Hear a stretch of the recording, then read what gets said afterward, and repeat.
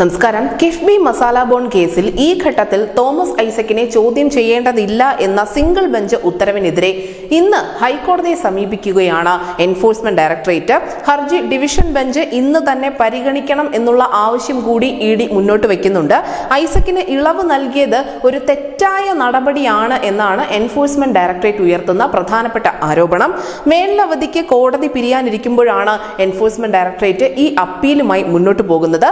ലോക്സഭ തെരഞ്ഞെടുപ്പിൽ മത്സരിക്കുന്ന ഒരു സ്ഥാനാർത്ഥിയോട് തെരഞ്ഞെടുപ്പ് അടുത്തു നിൽക്കുന്ന സാഹചര്യത്തിൽ ചോദ്യം ചെയ്യലിന് ഹാജരാകാൻ ആവശ്യപ്പെടുന്നത് അനുചിതമാണ് എന്ന ഒരു പരാമർശം ഹൈക്കോടതി കഴിഞ്ഞ ദിവസം നടത്തിയിരുന്നു.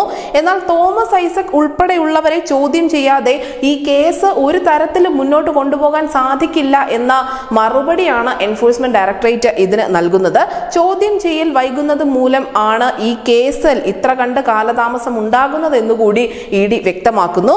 വിഷയത്തിൽ ഡിവിഷൻ ബെഞ്ച് ഉചിതമായ തീരുമാനം എടുക്കണമെന്ന ആവശ്യം കൂടി ഇവർ ഈ ഹർജിയിൽ പറയുന്നുണ്ട്. എന്തായാലും കോടതി ഇന്ന് ഇഡിക്ക് അനുകൂലമായ ഒരു നടപടി എടുക്കുകയാണെങ്കിൽ തീർച്ചയായും തോമസ് ഐസക്കിനെ സംബന്ധിച്ച് ഇന്നത്തെ ദിവസം വളരെ നിർണായകമാകും. News desk news Malayalam.